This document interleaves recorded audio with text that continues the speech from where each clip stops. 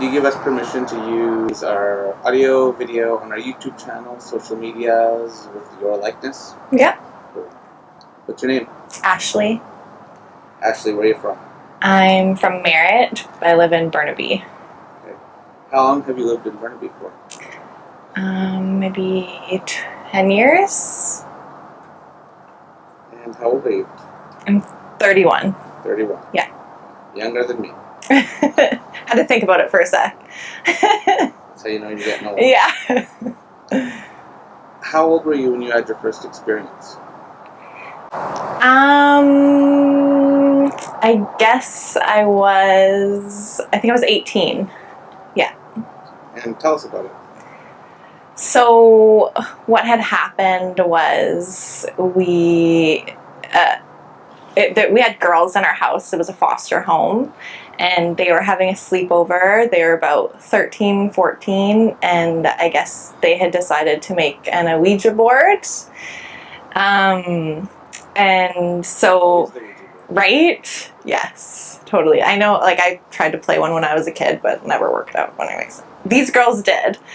And the first night where they were having a sleepover, they had said, something is in the room, something has been slapping us. It was wiping stuff off of the dresser, and it was communicating through a cup on the nightstand, so it was knocking on it when they would ask whatever it was, questions.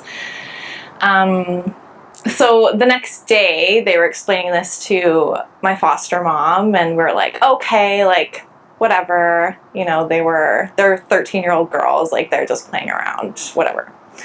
So that night, this is the next day, my foster mom comes downstairs, and she's like, Ashley, like, you have to come upstairs, you have to come into the bedroom, like, right now. And I was like, why? What's going on?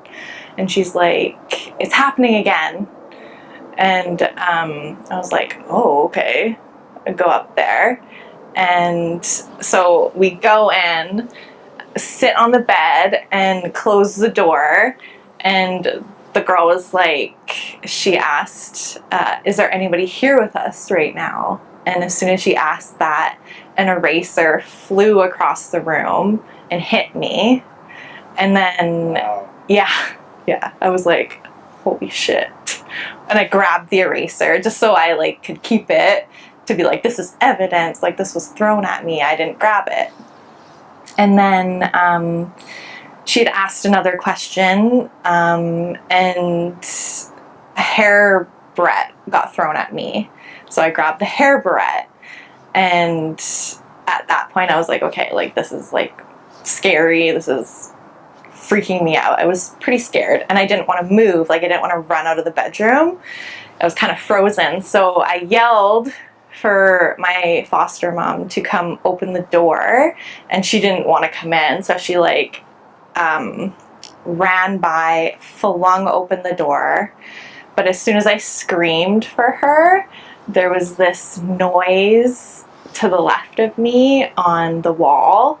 It was like something was being dragged up the wall and into the ceiling. So there was, like, these dragging noises and, like, these 3 loud bangs. Wow.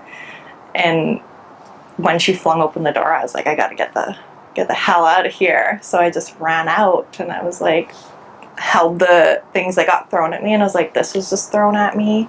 Everybody heard the noise. And did anything else happen in the house after? Was there any sort of fallout with the Ouija board? Well, I think, like, them playing the Ouija board, like, obviously brought that in. I am assuming that it was like a poltergeist, because it was slapping people and throwing things around. Like, I don't feel like a spirit would do that.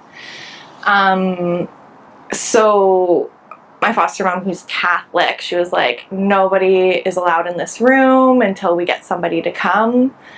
So she, like, put a cross in there, and, like, nobody was allowed in. And then we had, like, an Indigenous spiritual healer come over, like, the next day, and she did a ritual where we smudged the whole house, and we put salt in like the four corners of the bedroom and also the four corners of the property. And we had to like cleanse ourselves with the sage. And because it was communicating through that glass, we had to smash the glass and bury it. So it was like this big ritual that we did, and then it went away. Gone. It was gone. Yeah. Since your first experience, has anything else happened? There's been a few like random things I just choose like kind of not to acknowledge. One time I was living with a roommate, and she had an air mattress, and I was home alone, and all of a sudden her air mattress engine thing just turned on. And it was a power button, so it needed to be pressed. And I went and turned it off, and I was like, okay, like that was scary. But I was like, I feel like you don't want to give these things attention because it gives them more energy. So I was like, I'm just going to leave it at that. Do you feel it takes a certain type of person to attract paranormal activity? Things like that. You use the air mattress as an example. I don't know, honestly, because of the situation that I had with the Ouija board. Like, there was so many different kinds of people involved in that situation that, like, there was believers and non-believers there, and they all witnessed it. So I'm really not sure if it takes a certain type of person. I feel like it can just happen, and certain people choose to acknowledge it, and other people choose not to. There's one more story I want you to tell. You told right before we started with the Tesla story. Okay. Okay, so I saw this video on like TikTok that people were driving their Teslas in cemeteries, and people were showing up on the screen, because if there's a person walking, it shows up on the screen in the Tesla. So my friend got a Tesla, so I was like, we need to take it to the cemetery. So we did, and we did end up seeing some figures on the screen, and there was nobody there. Like, there was nothing there that was like a human form that it could have been mistaken for. So I choose to believe that, like, it was picking up something, because there was nothing else there. So based on your experiences, would you call yourself a believer of the paranormal? Oh yeah, 100%. Yeah, like there's no question. Do you still go out seeking the paranormal? No. Well, I don't know. Is going to the cemetery in a Tesla going out and seeking it? Perhaps it is. Maybe, yes. But like, I would never play with an Ouija board. Like, I would never ask, like, is there somebody here with me right now? I would never do that, no. Because I believe that something could answer. Yeah. And it did for you with a Ouija. It did. Okay, well, yes. Thank you for telling us your scary story. Thank you for having me. Thank you.